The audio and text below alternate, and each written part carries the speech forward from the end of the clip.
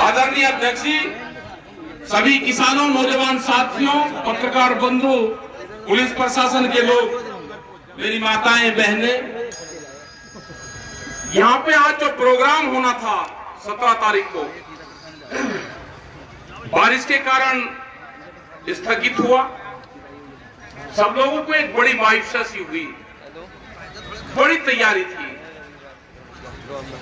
फिर मीटिंग रखी गई, दोबारा ये आज मीटिंग हुई। ये कोई कमजोर मीटिंग नहीं है, हमारे पे वो व्यवस्थाएं नहीं है जो सरकार कर देती है। ये इतनी मीटिंग है कि इसकी आप 4 मीटिंग कर सकते थे। भाई यहाँ पॉलिटिकल वाले क्या करते हैं कि यहां से ऐसे लगा देंगे, वहां से ऐसे करनाथ लगा देंगे, वहां से ऐसे लगा देंगे, कुर्सी पे बैठा देंगे, तो इसी कोई मीटिंग को 6 गुनी बढ़ा देंगे।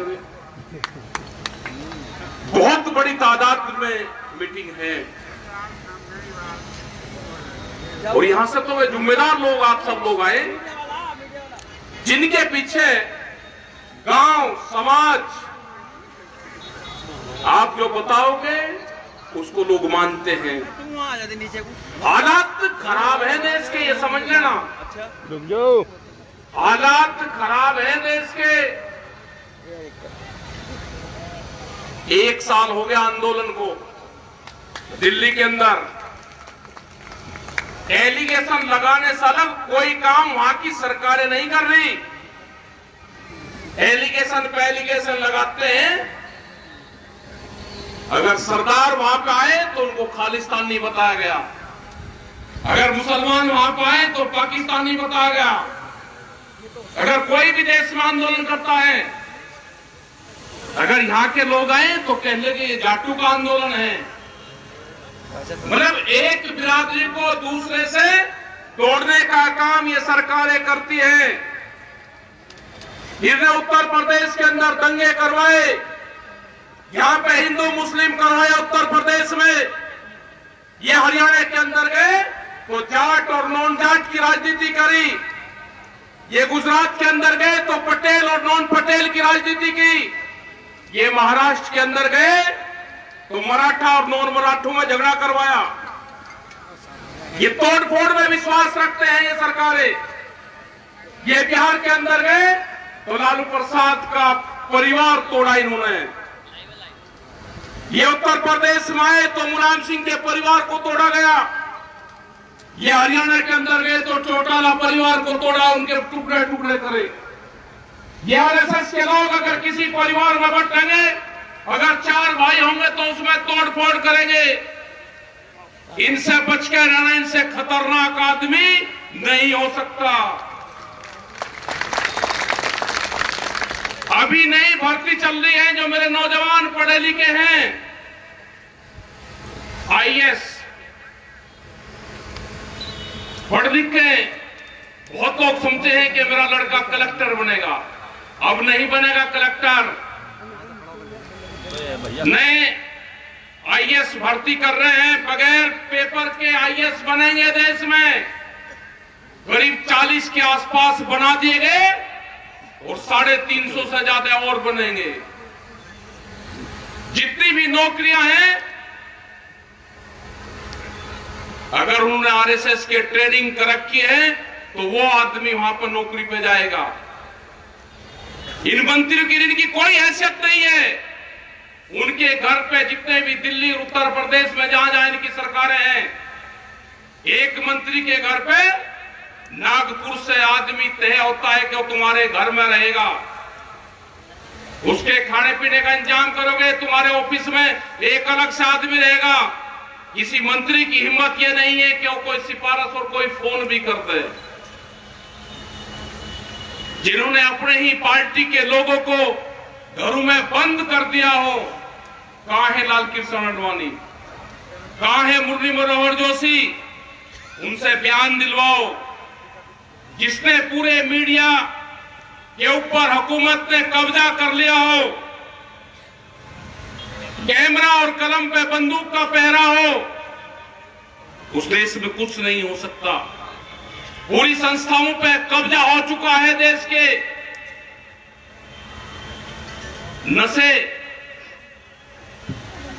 अभी 1-1.5 महीना पहले, 2 महीना पहले एक रिपोर्ट आई, अधिकारियों से संपर्क हुआ उनका, उन्होंने कहा कि 5 ग्राम हेरोइन जो ड्रग्स है उसको रखने पे कोई कानून नहीं बनेगा। कहां ले जाना चाहते हैं देश के नौजवान को? एक अपने ही आदमी से एक PIL सुप्रीम कोर्ट में डलवाई गई। ये 5 ग्राम जो ड्रग्स हैं उसको रखने की परमिशन दे दी जाए। कहा जाएगा देश का नौजवान?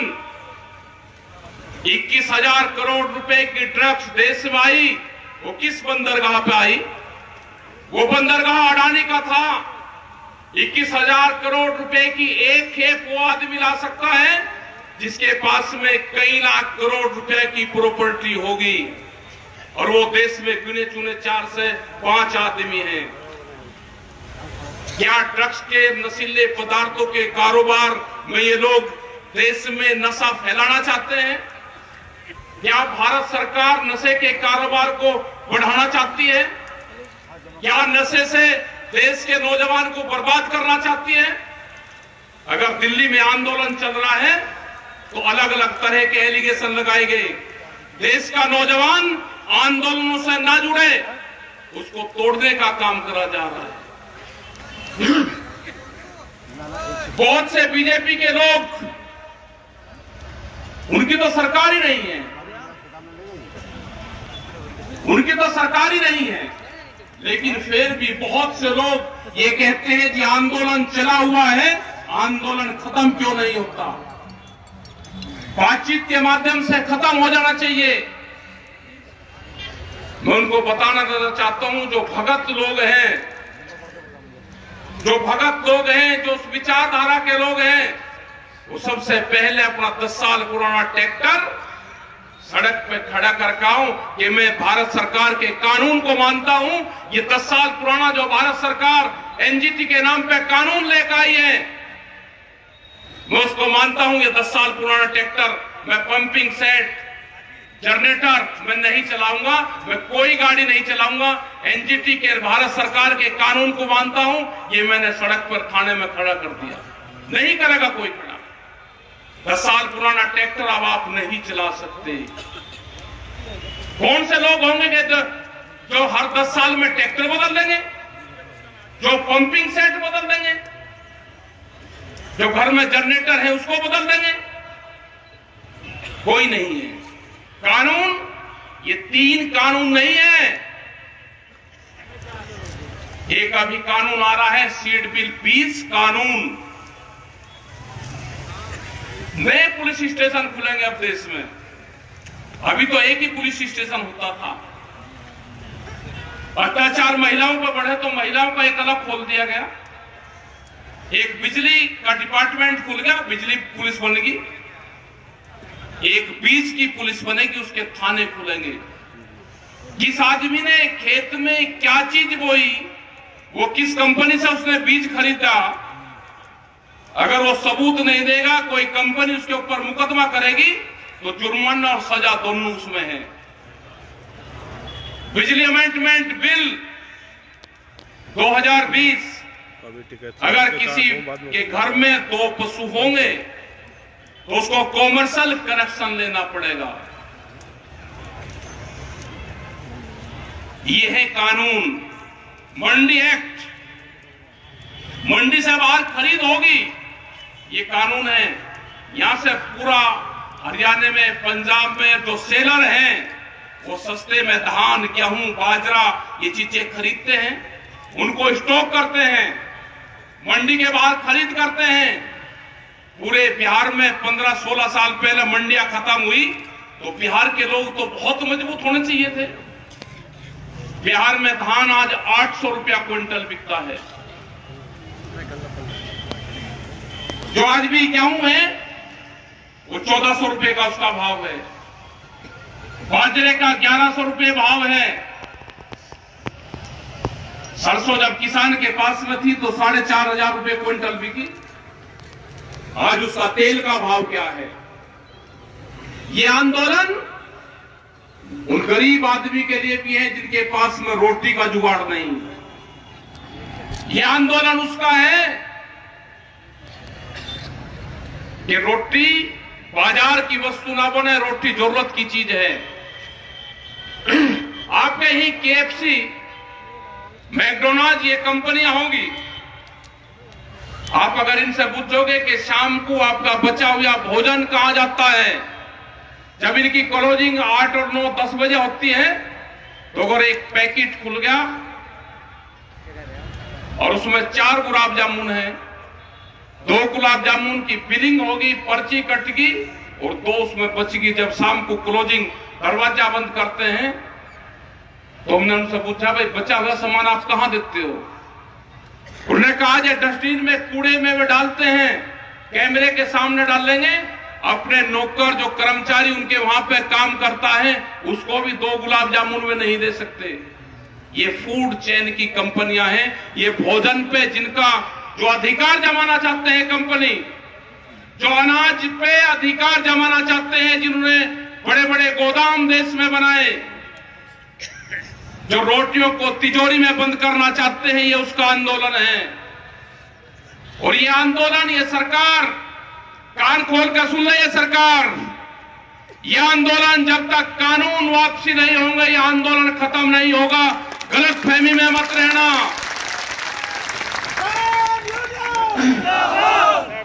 तुम्हारा इलाज बंगाल के अंदर करा, जो दवाई देनी थी वो बंगाल के अंदर तुमको दवाई दी, तुमको इलाहाबाद में, हरियाणा के अंदर दवाई दी। इलेक्शन हो रहा है, बहुत बड़ी भारी वोटों से वहां पे जिस विधायक ने इस्तीफा दिया था संयुक्त मोर्चे के नाम पे, उसकी बड़ी जीत इलाहाबाद में होगी। हरियाणा के अंदर तुम्हें जहां जहां जरूरत होगी, ये किसान संगठन, ये मजदूर देश का तुम्हें दवाई देने का काम करेगा।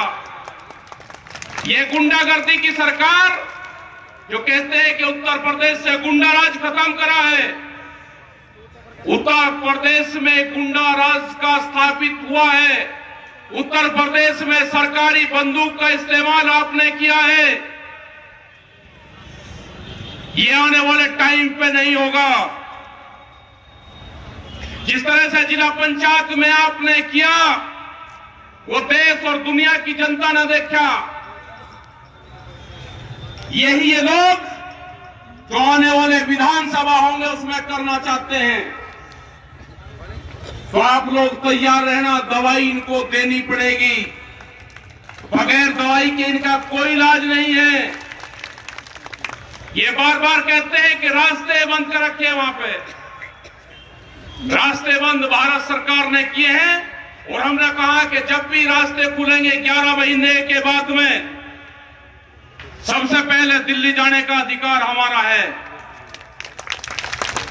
ये लड़ाई लंबी चलेगी और जब भी आपको दिल्ली की कॉल होगी, इनके बहकाव में, प्रेस के बहकाव में मत आना, मीडिया के बहकाव में मत आना। ये हर रोज आपको बहकाने का काम करेंगे कि बॉर्डर सब खाली हो गए हैं। बॉर्डर कोई खाली नहीं हुआ। बॉर्डर पे आज भी ऐसे कैसे ही लोग बैठे हुए हैं। जिस दिन आपको बता जाएगा, अपना ट्रैक्टर सामान लेकर वहां पाना। हमने मंडी की तलाश कर ली है। देश के प्रधानमंत्री ने कहा कि मंडी से बाहर आप कहीं पे भी सामान बेच सकते हो, अपनी फसलों को बेच सकते हो। हमको मंडी मिली पार्लियामेंट के आसपास, दिल्ली के पार्लियामेंट के आसपास मंडी है। यहाँ के पुलिस स्टेशन मंडियां हैं, यहाँ का डीएम एसएसपी का ऑफिस मंडी है। अगर गाजीपुर, सिंगू, ढासा, टिगरी, अगर उस बॉर्डर की तरफ आपने आंख उठाने की भी, देखने की जरूरत करी, तो उत्तर प्रदेश, हरियाणा, पूरे पंजाब, पूरे देश भर के थाने, डीएम, डीसी, एसपी के ऑफिस, वहां पे किसान अपना माल लेकर जाएगा। जरूरत नहीं करना, अगर हमारा एक झंडा, एक कार्यकर्ता भी वहां पे है, तो पूरे देश का किसान गाजीपुर, सिंगू, ढासा, टिगरी उन बॉर्डरों पर बैठा हुआ है। आज भी बहुत जगह आंदोलन देश में चले हुए हैं। घबराने की जरूरत नहीं। देश की आजादी की लड़ाई 90 वर्ष तक चली थी। ये भी किसान, मजदूर मेरे नौजवान जो साथी हैं, उसकी आज लड़ाई है, आजादी की लड़ाई है। ये लड़ाई लंबी चलेगी। ये लड़ाई कहां तक चलेगी उसका कोई अंदाजा नहीं। हमने कहा कि 26 नवंबर तक आपके पास में टाइम है। 26 नवंबर तक या तो भारत सरकार किसानों से बातचीत करके समझौता कर ले, नहीं तो 26 नवंबर के बाद हमारा 1 साल पूरा हो जाएगा। 27-28 नवंबर से हम अपने टेंटों की रिपेयरिंग शुरू करेंगे। हमारे टेंट जो फट गए हैं, जो चादर है वे टूट गए हैं, हम उनको बदलने का काम करेंगे। अगले 6 महीने की हम अपनी वहां पे जो बैठने के ठिए हैं, हम उनको मजबूत करने का काम करेंगे। यह आंदोलन चलेगा लंबा, क्योंकि जिस तरह की सरकार है, किसी पार्टी की सरकार नहीं है। यह सरकार है मोदी सरकार, और मोदी सरकार को चलाती हैं बड़ी बड़ी कंपनियां। उन कंपनियों के खिलाफ मुकाबला है। अमेरिका में जो वहां के किसान हैं, मैं उनको जरूर आपकी बात सुनाना चाहूंगा। उन्होंने क्या कहा वो हिंदी में हमने डब करवाया है, मैं एक बार उनकी जरूर आप बात सुन लेना। जो अमेरिका का किसान है वो पूर्ण रूप से आपके साथ में है, जो वहां पर संगठन हमारा काम कर रहा। एक मिनट उनकी जरूर आप बात सुनो, जो अमेरिका का किसान है।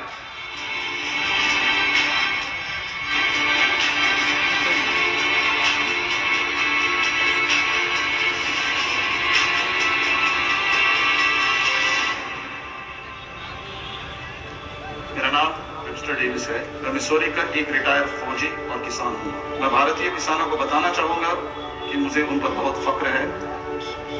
उनका फैसला बिल्कुल जायज है। हम भी भारत के किसानों के एकदम साथ हैं। हम उनके संघर्ष को समझते हैं और उनकी मुश्किलों को भी। हम भारत के किसानों पे बहुत गर्व करते हैं, जो अपने हक के लिए, जो अपनी इज्जत के लिए सरकार के खिलाफ जबरदस्त संघर्ष कर रहे हैं। मुझे फख्र होता है भारत के किसानों में। अमेरिका में तो विरोध करने के लिए किसान ही नहीं बचे हैं। मैं भारतीय किसानों की दाद देता हूँ कि आपने अपनी आवाज बुलंद की है। मैं एक युवा किसान और एक मजदूर भी हूँ। हिंदुस्तान के लोगों को मेरा कहना है कि कायम रहो, आप जीतोगे, एकजुट रहो। मेरा भारत के लोगों को यही संदेश है कि अपना संघर्ष जारी रखो और अपनी खेत खलियान अपने हाथ में रखो। मेरा संदेश किसानों के लिए यही है कि आप अपना संघर्ष जारी रखो। हमारी लड़ाई एक ही है, हम आपके साथ हैं। यही एक मौका है। एक बार कंपनियां घुस गए तो वो और मजबूत हो जाएंगे, उनसे छुटकारा पाना मुश्किल होगा। अमेरिका में ऐसा ही हुआ है। कॉरपोरेशंस आपका भला करेंगी, ऐसी बकवास पे यकीन मत करना। ऐसे झूठे सपने वो हमें सालों से दिखाते आ रहे हैं। हम दुनिया का पेट भरते हैं। अजीब बात है, मिसौरी में हर 5 में से 1 बच्चा भूखा सोता है। वो उसे क्यों नहीं खिलाते? अमेरिका में किसान मुश्किल से ही गुजारा कर रहे हैं। जिस राह पर सरकार, कंपनियां जा रही हैं, वो हम भुगत चुके हैं। हमारे किसान ये सब देख चुके हैं, इसलिए वे भारत के किसानों को सावधान करना चाहते हैं कि ऐसा मत होने दें। सच बात तो ये है कि अमेरिकी किसान मायूस हो चुका है, उन्हें कुचल दिया गया है, वो थक चुके हैं। भारत की तरह यहाँ भी वो खुदकुशी कर रहे हैं। जो बच्चे खुशे किसान हैं वो कंपनियों से डर कर रहे थे। ये अमेरिका के किसान थे जिनका ऑडियो जो इंग्लिश में था वो हिंदी में डब करवाया गया, वो सुनाया गया। और पूरी दुनिया की ये लड़ाई है। ये अकेले भारत की नहीं है। ये हालात पूरे देश में हुए हैं, पूरी दुनिया में हुए। जो बड़ी कंपनियां हैं उन्होंने कहा कि सोने पे व्यापार नहीं करना, अब मोबाइल पे व्यापार बहुत हो गया, अब भूख के ऊपर व्यापार करना है। भूख 1 साल में आदमी को 700 बार लगती है, और सोना जो महिलाएं पहनती हैं वो 1 साल में 17 बार पहनती है। तो भूख पे व्यापार करने का इन बड़ी कंपनियों ने ठान लिया है। आपकी जमीनें जाएंगी, ये इसमें नहीं लिखा हुआ है कॉन्ट्रैक्ट में, लेकिन जो हालात बने हुए हैं, फसलें हम दिन के उजाले में भी नहीं बेच पाते, और जमीनें हम रात को भी अगर पैनामा करना चाहें तो जमीनें हमारी बिकती है। अपनी जमीन बचानी है, अपनी फसल और नस्ल बचानी है, तो इस आंदोलन का हिस्सा बनो। अगर ये आंदोलन फेल होगा तो आने वाले टाइम पे नहीं कि कोई दूसरा आंदोलन कोई खड़ा हो जाएगा। वे 14 करोड़ नौजवान जो देश के प्रधानमंत्री ने झूठ बोल के उनसे वोट लिया है उनका, ये 2 करोड़ नौकरियां हम हर साल देंगे, वो 14 करोड़ नौजवान हैं जो आज नौकरी की तलाश में ढूंढ रहा है। उनको तो मिली नहीं, लेकिन जिनकी नौकरियां थी वो भी बहुत नौकरियां गई। बहुत से संस्थान देश के बिखरे हैं, रेलवे, टेलीफोन, LIC, बहुत से संस्थान, समुद्र के किनारे रेलवे की खाली जमीनें, मंडियां, मध्य प्रदेश की 182 मंडियां बेच रहे हैं अभी। उत्तर प्रदेश में भी जो मंडियां हैं उनकी जो खाली जगह है उनको भी बेचने का काम करेंगे। आपके यहां पे सड़कें बन गई, अब कोई भी आदमी NH नेशनल हाईवे के पास में गुमटी लगा के चाय नहीं बेच सकता। वो कानून आ गया देश में, उसको पेट्रोल पंप की तरह लाइसेंस लेना पड़ेगा और उसने काम करना है। तो ये बहुत से कानून आ रहे हैं, इसका अगर विरोध करना, इस मोदी सरकार का अगर विरोध करना है तो आपको एक नजर अपने खेत पर रखनी पड़ेगी और दूसरी नजर दिल्ली के आंदोलन पर रखनी पड़ेगी। वहां लगे हुए हैं, कल भी हंगामा चला के बैरिकेटिंग खोल रहे हैं। बैरिकेटिंग खोल ले, हमने एम्बुलेंस को जाने दिया जो भी वहां पे गाड़ियां आ रही है, लेकिन अपने पक्के टेंट भारत सरकार ने अपनी सीमा में लगा रखे हैं। वे अपनी सीमा से टेंट हटाएंगे तो हमारा भी दिल्ली जाने का रास्ता साफ होगा। एक भी गाड़ी, ये प्रेस के लोग हैं, हम एम्बुलेंस दूसरी गाड़ियां निकलवाते हैं, लेकिन अगर एक भी गाड़ी झंडा लगी किसानों की एक कार भी जाती है तो वह दिल्ली में प्रवेश नहीं कर पाती। ये कैसे बॉर्डर खुले हैं? ये पूर्ण रूप से देश के किसानों को, देश की जनता को भ्रमित कर रहे हैं। हम चाहते हैं कि बॉर्डर खुले, हम लोग भी पार्लियामेंट के आसपास, दिल्ली के मॉल के आसपास अपनी फसलों को बेच सकें, अपनी बात भारत सरकार को कह सके। हम भी जाना चाहते हैं। अगर बॉर्डर खुलेंगे तो सबसे पहले प्रभावित लोग ये देश का किसान है, जो पिछले 11 महीने से दिल्ली के दरवाजे पर बैठा हुआ है कि दिल्ली की बादशाह कब अपना दरवाजा खोलेगी और हम दिल्ली के अंदर एंट्री करेंगे। अपना ध्यान रखना, आपकी पंचायत बहुत मजबूत पंचायत आपकी हुई, इस पर हमेशा ध्यान रखो, इन पे कायम रहो। और विजयपाल सिंह जी ने, सब लोगों ने, यहाँ की पूरी कमेटी ने, अध्यक्ष जी ने, जितने भी लोग यहाँ पे हैं, इन्होंने सबने बहुत यहाँ पे मेहनत करी। हताश होने की कोई जरूरत नहीं है। अपने ट्रैक्टर का मुंह दिल्ली की तरफ करवा कर रखना, इनकी हिम्मत नहीं कि आपको रोक सके। आपका धन्यवाद। जय हिंद, जय भारत, जय मुरादाबाद।